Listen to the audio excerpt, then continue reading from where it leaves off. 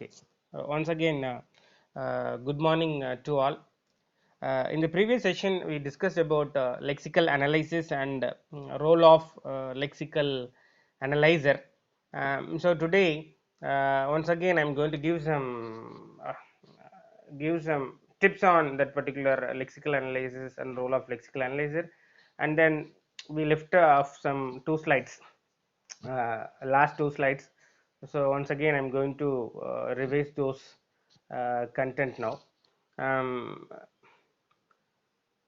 so um, yesterday we discussed on some two things. The first one, which is about lexical analysis, and second one, which is about role of lexical analyzer.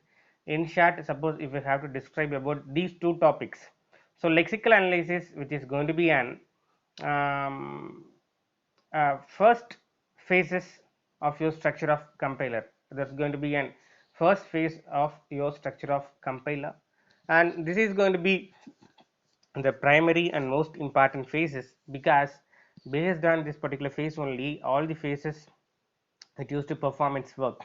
So this is going to be an entry level phase, and this phase which is to produce in various intermediate outputs and also outputs.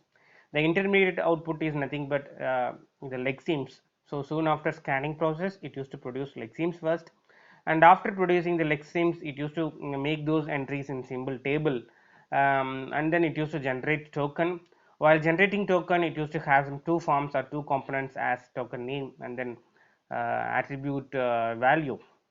Okay, so this is going to be the sequence of the lexical analysis. So here it is going to use the data structure. The data structure is nothing but the symbol table, which is going to be the data structure. So the output of the lexical analysis phase is nothing but the token whatever it have generated, which is going to be the output of the first phase.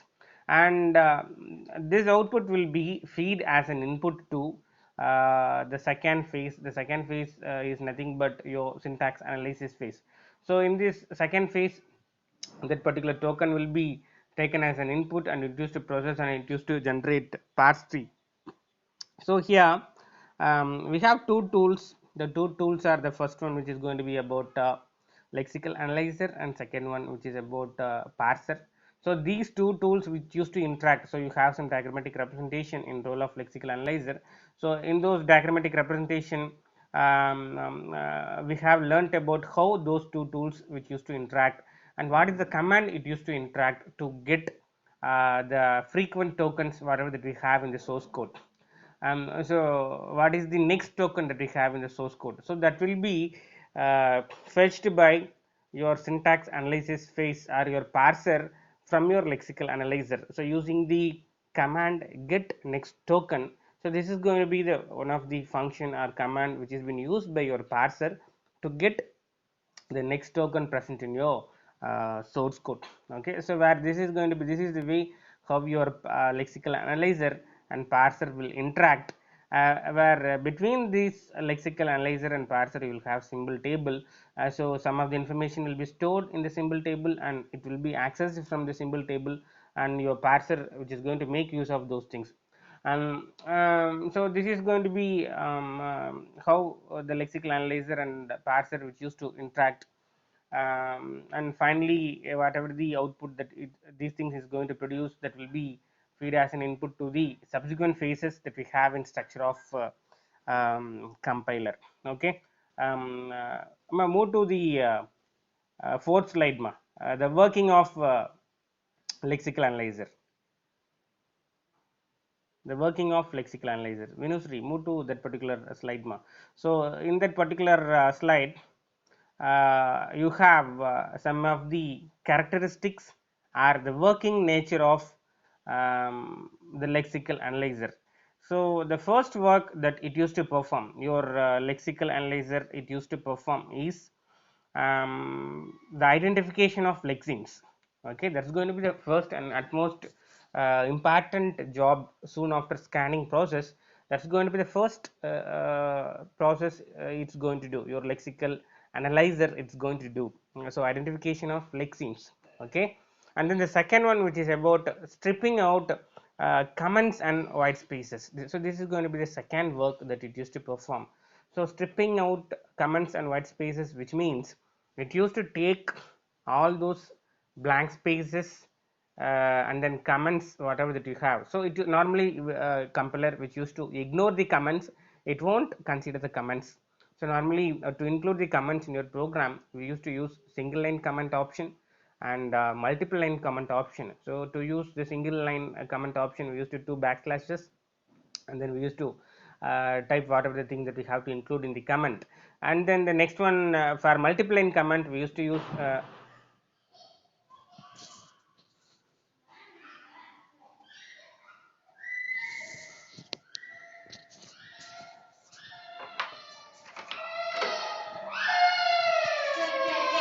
no sir, deputy sir.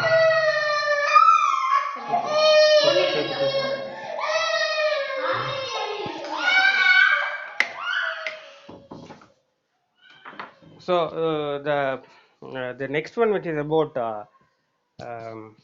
what stripping out comments and white spaces. So these single line comment and then multiple line comment will be ignored by your lexical analyzer. And then second one, which is about white spaces, stripping out white spaces. So stripping out white spaces, which is about suppose you have some n number of blank spaces between the source code. So all those blank spaces will be grouped together into one single blank spaces. Okay, so that's about stripping out blank spaces. So whatever the blank spaces that you have in your entire source code, that will be grouped together, and it will be changed to one single blank space. That's about stripping out comments and white spaces. So the blank and the new line tab, so all those things will be stripped out, and then it will be considered or grouped together as a separate token in your program. And then the third process that your lexical analyzer it used to perform is correlating error messages.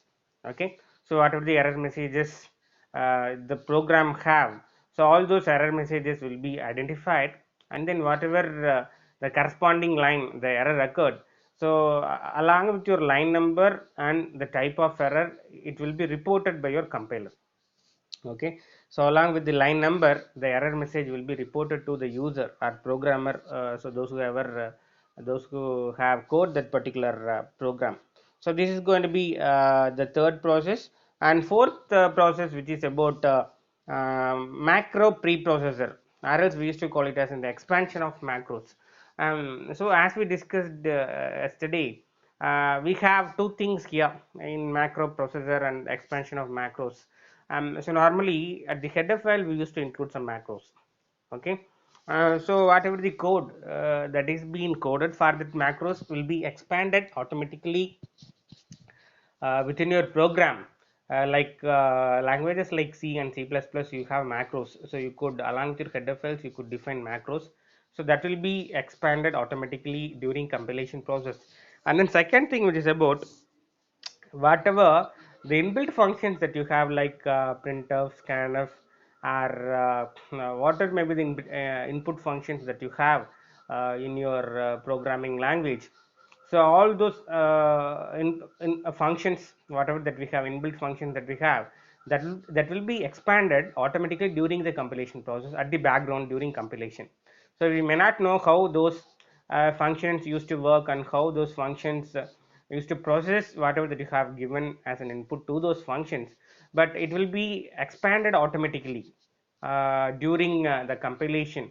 So in the background, automatically those functions will get processed, and it will expand it automatically in the background. Okay, so those things we used to call it as an expansion of macros. So just we have some four important jobs of lexical analyzer. The first one, identification of lexemes; second one, stripping out comments and white spaces; third one, correlating error messages with line number and producing the error message; and the fourth one, which is about the expansion of macros. So these are the four important work of your lexical analysis phase or your lexical analyzer.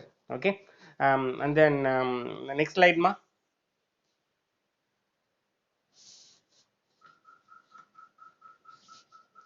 Kindly move to the next slide. Okay, thank you. So we have two processes. So this is going to be an thing that we have discussed earlier. So lexical analyzer, which has been divided into some cascade of two processes. So these two processes, which used to work in an um, integrated fashion, are which used to work in an interactive manner. The first one, which is about scanning, and the second one, which is about producing the token as output. Okay, so in the scanning phases, it used to perform the tokenization of input and deletion of comments and compaction of white space characters. So some of the work that we have discussed in the previous slide. So this is going to be the scanning process, which is going to be the first process. Okay, so we have cascade of two processes. The first process, which is about scanning, and second process, which is about produces the token, producing the token as output. Okay, so this is going to be the two processes that we have. In these two processes, scanning will be an simplest one in processing, and then second one, producing the token as an output, seems to be an complex portion. So we have two portions, as in simple portion and then complex portion over here. Okay, so these are the things about role of lexical analyzer. So with this, we are completing this presentation. Okay, so that's it about this particular presentation. Okay, and then your next presentations will be the title is compiler writing tools. That's going to be our next presentation. So before entering into the next presentation, I would like to discuss something on the Kahoot.it, the a quiz that we conducted yesterday. So dear students, I have posted some just 8 questions to you. So kindly attend that particular quiz. So you will have some 8 questions. So soon after clicking on the link, it will prompt you to answering those quiz. So you will have some 8 questions overall. So you will have questions at the top, and then you will have answers at the bottom. So just you're going to click on the answer. That's it. Okay. So for each and every question, you will have some 20 seconds. To the maximum, you have 20 seconds to answer. Suppose if you are not going to answer within 20 seconds, automatically the control moves to the next question. So you're going to miss that particular question. Suppose if you are not going to answer it within 20 seconds, and then it will give some marks to you. Automatically, it will give some points to you actually. So based on the points, we could decide who is the winner of that particular entire quiz, who is the first 3 positions occupying that particular quiz. So so how fast that you are answering to one particular question, so that's going to be an important constraints over there. So soon after the occurrence of the question, you have to choose appropriate answers. So how fast that you people are selecting the answer, based on that the points will be provided automatically by the system, that particular application. Okay, and finally it used to generate some report to us. So I have created that, so it will give some report to me. So how many players have answered that particular quiz and what are their scores, those things will be automatically get recorded. So I'm going to use this application for subsequent classes. So per week you will have one quiz, so you will have a quiz for each week, and then you have to answer it. So I will post those link in your Google Classroom. So go to Google Classroom and then click on that link, and then you have to answer to those questions. So those questions are very simple questions, and then kindly consider this evaluation procedure as just to check it out whether you people have understood or not. And then with those points, we are not going to do anything. Okay, so don't fear to answer those questions. Just like that, open it and click on those answers, and then get some scores out of it. Okay, so don't be fearful to answer those questions, and then all those questions will be very simple and basic things. Okay, so I have asked those questions based on my presentations. So whatever the thing I'm discussing in the online class, those things will be asked as questions over that in Kahoot audit. So even you people also could create some questions, and then you could post it to your friends, and then you could get some answers. So so make use of those applications, and kindly answer those questions. Okay. So you have time. Yesterday I have extended the time. So till today evening 6 p.m. You could answer those 8 questions. So kindly open it, and then read out the question and choose appropriate answer, and just click on it. That's it. So automatically you will have some musics at the background, and automatically the control moves to the next question, and then you will have some musics, and then it used to give some answers for those questions, and click on it. uh, so work as such. Okay. So kindly answer those 8 questions within today, so that I will get some entire report of your interaction. So these purposes are just for interaction purposes. So with those scores I'm not going to do anything, so don't be fearful to attend those quizzes. Okay. Okay. Vinusri, kindly play that ma. Okay, good. So now this is going to be a simple topic, compiler writing tools. This is going to be one of the simple topic that we have in unit 1. So here a few things are very important. The few things are, so you people know very well, designing and compiler, which seems to be a very very complex one. So you people know these things very well, very well. Okay. And then so here I am dividing compilers into some two parts, or two types.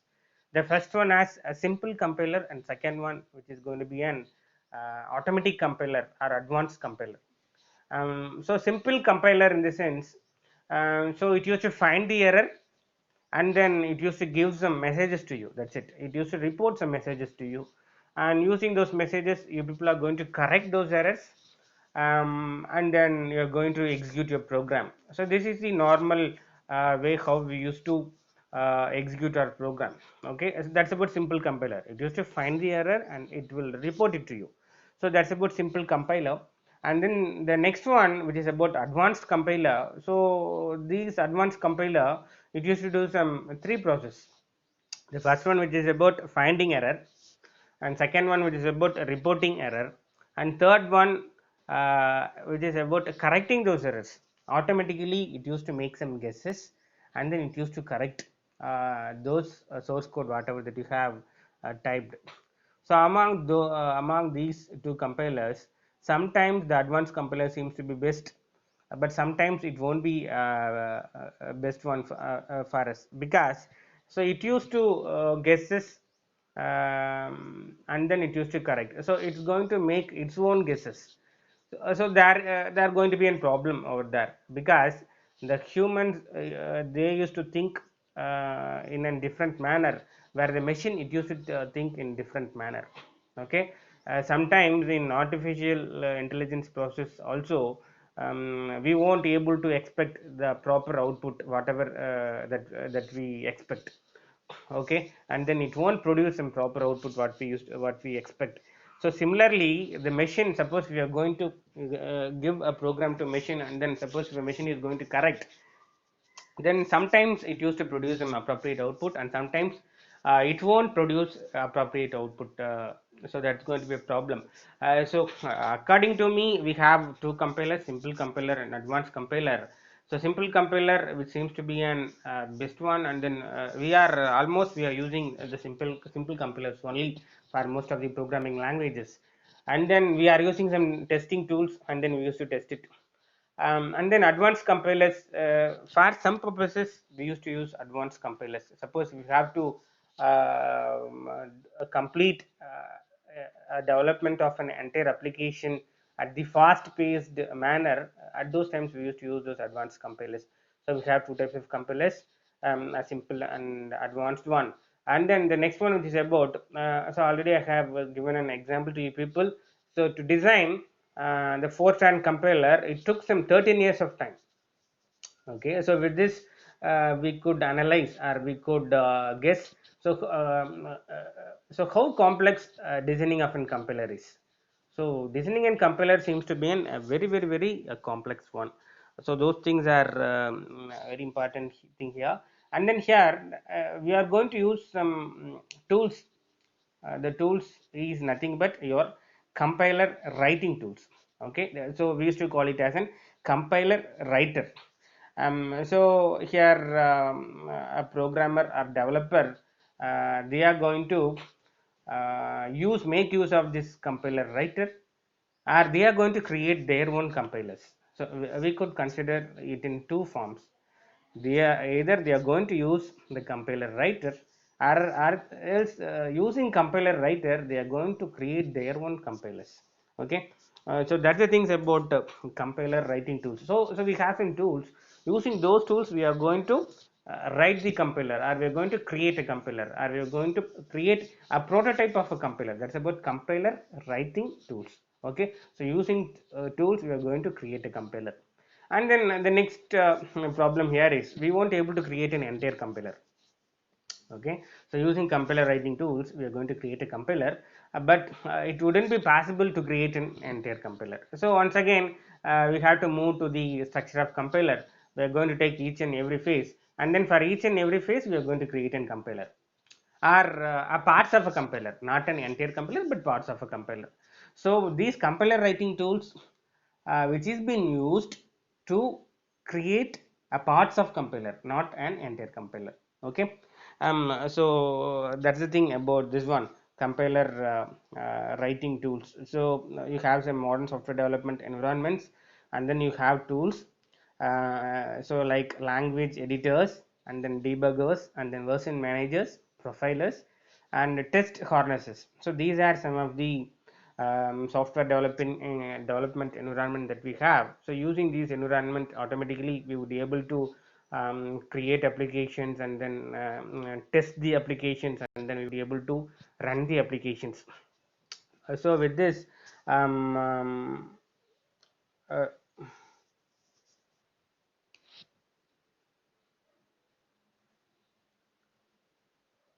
so with this um, so first one is about what, the language, the first one is about language editor.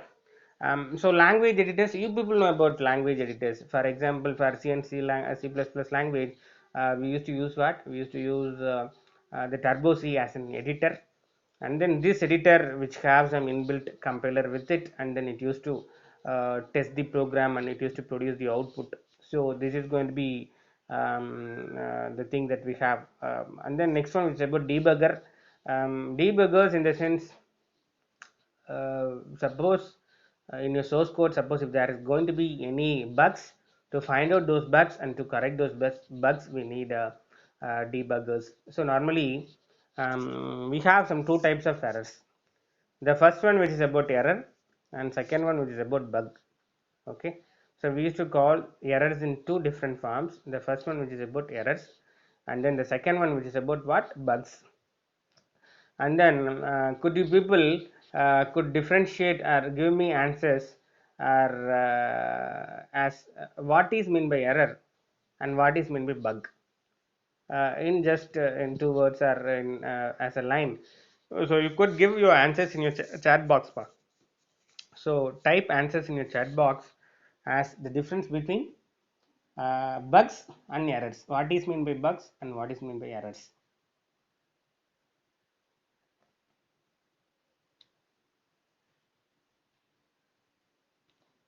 So these things, these two things are very important for us, bugs and bugs, and then errors. So how could we differentiate it, bugs and errors? So dear students, kindly answer for this question in your chat box. Whatever may be the thing that you know related to errors and bugs, are related to errors. Okay, so what are the thing that you people know? Kindly post your answers in chat box, ma.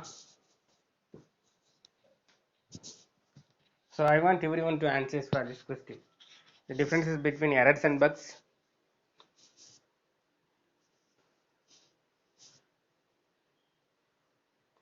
Mistake in program, which is error. Okay, okay, correct. Mistake in program is error.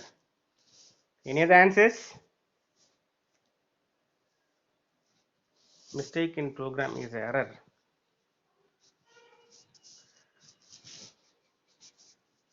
Mistake in coding means error, sir. If any defect found it, then it is a bug. Okay, okay, good, good. Okay, it's good. So Soundarya have answered mistake in coding. Okay, if any defect found it, then it is a bug. Okay, okay, correct. So that's going to be some appropriate answer, I think so. Yeah, Shruti, and an error is something we made mistake in program.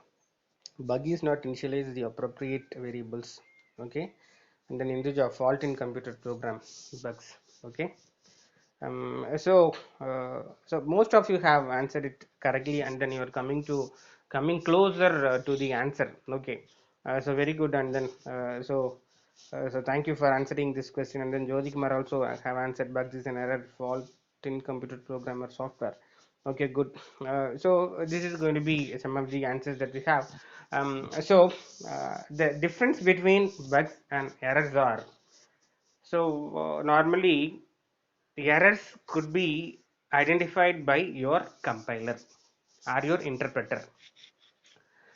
So suppose if there is going to be any error like syntactic error, those syntactic error could be traced easily by your compiler and interpreter, and compiler and interpreter will report those errors along with those line numbers, and then the errors type of errors in your message box at the bottom of your editor.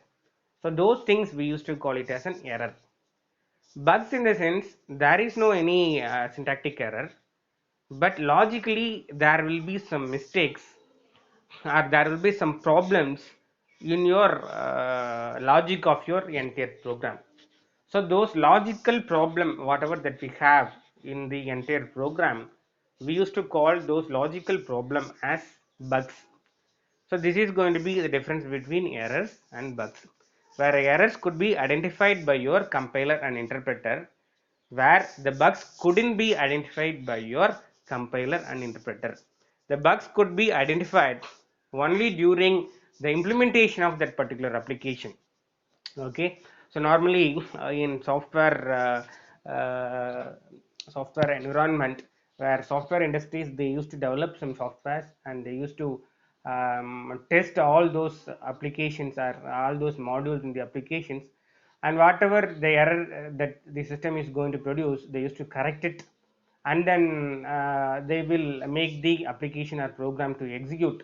But at the same time, they won't be able to identify the bugs during the development phase, and then they used to implement it in the customer environment. So uh, at their customer premises, they used to install those applications, and then they used to try to execute those applications. And then one of the users in the customer premises or in the customer environment, they used to check or they used to work out those applications, and they used to find out some problems, logical problems in the applications whatever that they have developed. So those logical problems whatever that we have in the software that you have developed or in the programs that you have created, those logical problems we used to call it as in bugs.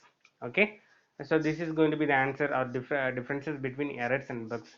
So errors could be identified by your compilers or interpreter, where bugs it is not identifiable by your compiler or interpreter, so that couldn't be identified. And then only during implementation process we could identify whatever the logical problems that we have in the program or in the software. Okay, so this is going to be the differences between the bugs and errors. And then Hari also have answered bugs, which is going to be an unexpected defect, a fault, flaw, or imperfection of the software. Okay, and errors, program mistakes means error. Okay, okay, which is going to be an right answer. Okay, good, good, Hari. And then so that's it. So the next one I would like to discuss here is about so we have language editors and then debuggers. So it used to um, uh, find out those errors and report it to you. And then version managers is nothing but so normally you have some various versions of that particular language editors or language compilers or languages. In languages also we have some various versions, and then the compilers for the languages also you have some various versions. And what are the packages that we have on particular language, it used to be with some various versions. So whatever may be the versions, your program whatever that you have developed using that particular language, it have to support all those versions. For example, in Java you have some various versions starting from JDK 1.0.1 to now you have 1.8.0.1. You have some various versions in JDK, Java Development Kit. But though you have some various versions, so whatever the programs that you have developed using JDK 1.0 must be supported by JDK 1.8 version 1.8. Okay, so these types of management between the complexities or incompatibilities that we have between those versions, different versions, so that will be solved by this version managers. So you have some tools like version managers which used to rectify those incompatibility that may occur because of using some different versions of um, packages for software development. Okay, so that's about version managers. And then profilers in the sense, for documentation purpose we used to use this profilers. So it used to create the entire profile of a particular program or particular software. So what are the classes that we have used, and what are the methods that we have used, and how many modules that we have used, and how those classes is going to interact. So like that it's going to create an entire documentation. So those things we used to call it as profilers. And then last one is about test harnesses. So test harnesses in the sense, you have some testing tool, and then those testing tool which consist of some two parts like test script and then test engine. So you have some two farms or two parts over there are as test scripting, and our test scripts we used to call them test scripts, and then test engines. The first one which used to test, and the next one which used to produce appropriate output. Okay, so you will have a number of input, and then it will be tested, and then it used to produce output. So that's about test harnesses. So these are some of the tools that we have in software development environment, as we used to call these as an compiler writers. Okay, in addition to these tools you have some more specialized tools for various phases of compiler. So you have some 7 phases of compiler. For each and every phases you have separate tools which will be acting like a compiler writer for us. Okay, and then next slide, ma. Venus, next slide.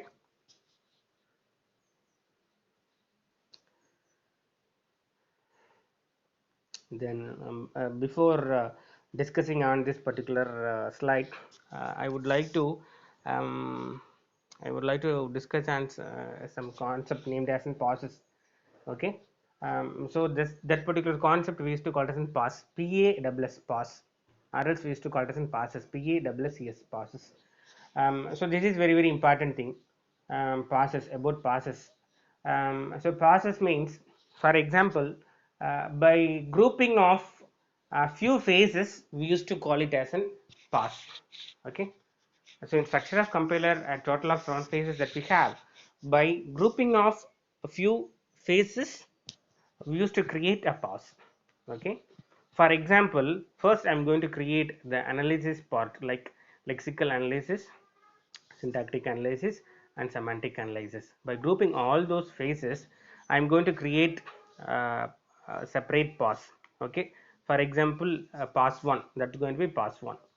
And then by grouping of the subsequent phases like intermediate code generation, code optimization, and then code generation, I'm going to create a pass. So now we have 2 passes over here. So the first 3 phases which has been grouped as pass 1, and the next 3 phases which has been grouped as was what, a pass 2. Okay, where here the pass 1 which used to produce an intermediate output, that particular intermediate output will be acts like an input to the next pass. So pass 1 which used to produce output, and that output will be taken as an input to pass 2, and then finally pass 2 it used to produce a final output. So this is how actually it used to work. Okay, and then here we have some statements, the important statements that to be understand.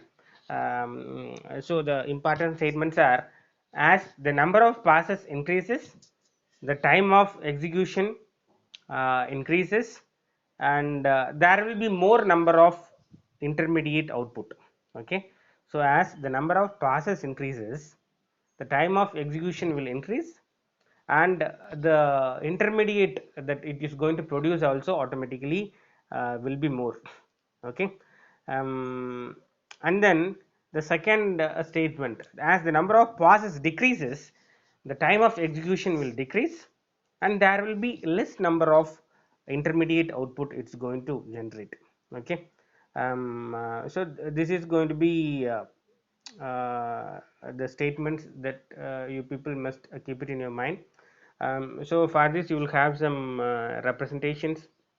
So for example, you have pass 1 and you have pass 2, where pass 1 which is going to produce some intermediate output, that will be taken as an input to pass 2. Okay, so here in this particular representation, the execution will be very fast, because just we have two passes, so the execution will be very fast, and then we have just only one intermediate output. Okay, so that's about less number of intermediate output, and then you will have this particular process which seems to be an complex one.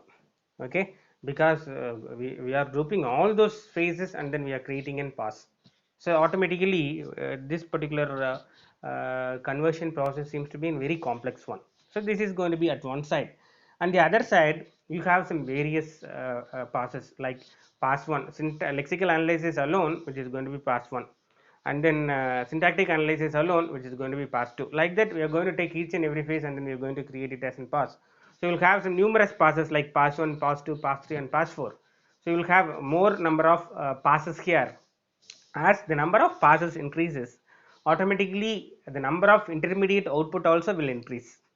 Okay, and then here the execution will be slower, but the entire process will be very simple process. Okay, so the entire process, because it will speed up the it will speed up what the executions, and then you will have some more number of output, and then the entire process will be simple over here. Okay, so this is going to be differences between as how we have to use the passes. Okay, so so these differences you must keep in mind. So today we have discussed about uh, passes, and then we have discussed about, first we discussed about the two slide we have left in the previous presentations, and then about the first slide. So what are the various things that we have in the first slide as compiler writing tools, what are the introduction part that we have, and then third one which is about passes, and then the two types of compilers that we have as simple compiler and then advanced compiler, and then the differences between bugs and the errors, and then one of the example as Fortran, which took some 13 years. So these are the things that we have discussed today. So it's already it's time up, time up. So with this I would like to conclude the session, or I would like to end up the session. Students, actually these topics seem to be a vast one, so we have to explain it in a very vast manner. So kindly bear with me. So the remaining slide will be covered in the next session. Okay, so I have just taken only one slide in the presentation. The remaining slide will be discussed in the upcoming sessions. Okay, so with this I would like to conclude the session. So before concluding the session, I would like to check out the attendance, because almost 27 of you are here now. So who is the missed one? So who is the missed one? Is 13 present? Is roll number 13 present? 1 3. Hello. Who is 13 ma? Who is Meghanathan? Okay.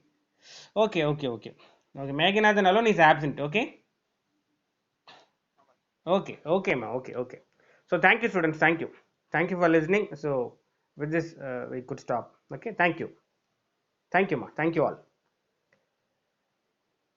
Thank you, sir. Thank you, sir.